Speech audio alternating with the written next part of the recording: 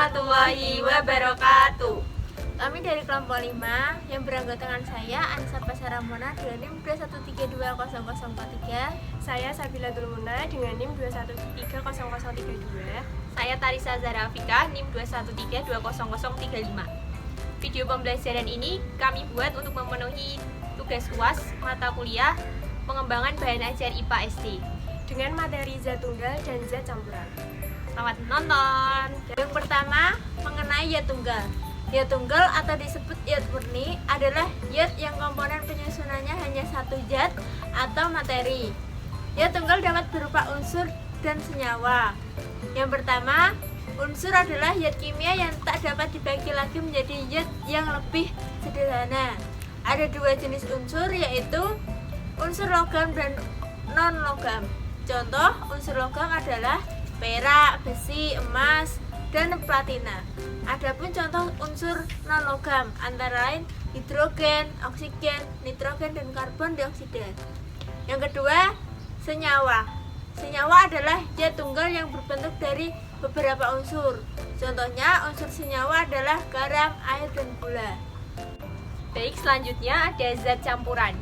Zat campuran adalah zat yang komponen penyusunnya terdiri atas dua atau lebih zat atau materi. Berdasarkan sifatnya, zat campuran terdiri atas zat campuran homogen dan zat campuran heterogen.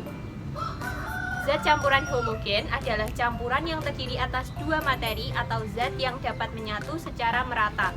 Contoh campuran homogen antara lain ada sirup, campuran gula, pewarna, dan air, kemudian larutan oralit, campuran air dan garam, dan udara, campuran gas-gas.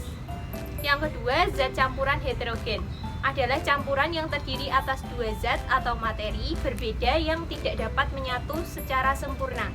Contoh campuran heterogen antara lain air kopi, kemudian air dengan tanah, dan air dengan minyak. Selanjutnya yaitu pemisahan campuran. Tujuan dari pemisahan campuran ini untuk memisahkan campuran menjadi pelarut dan zat terlarut. Nah, untuk memisahkan campuran ini dapat menggunakan metode pemisahan campuran antara lain yang pertama ada metode penyaringan atau filtrasi yang merupakan metode pemisahan untuk memisahkan zat padat dan cair dengan menggunakan penyaring. Nah, contoh dalam kehidupan sehari-harinya yaitu ketika kita membuat kopi. Selanjutnya yaitu metode pengkristalan atau kristalisasi, yaitu merupakan metode pemisahan zat padat yang telah terlarut dengan air sehingga membentuk larutan.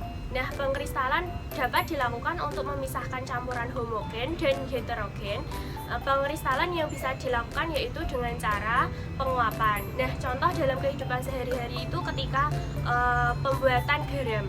Berikut eksperimen Terkait Zat campuran heterogen.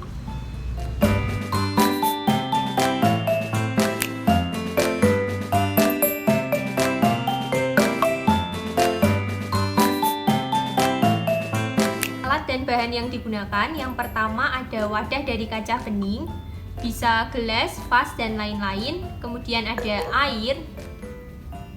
Selanjutnya ada minyak.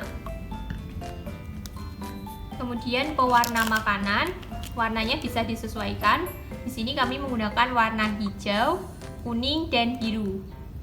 Kemudian ada tablet CDR.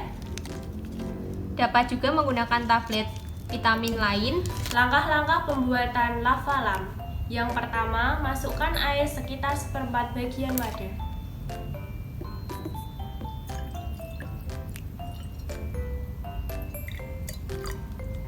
Selanjutnya, tambahkan minyak 1/4 bagian di atas air.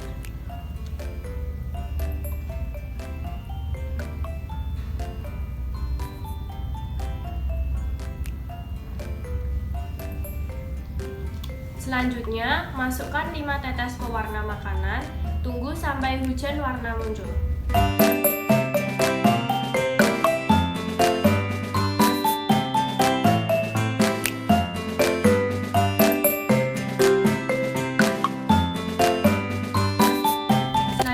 Masukkan CDR, lihat reaksi yang terjadi. Akan terjadi gelembung gas yang meletup di bagian bawah, lalu melayang ke atas. Hal ini akan terus terjadi sampai tablet habis bereaksi.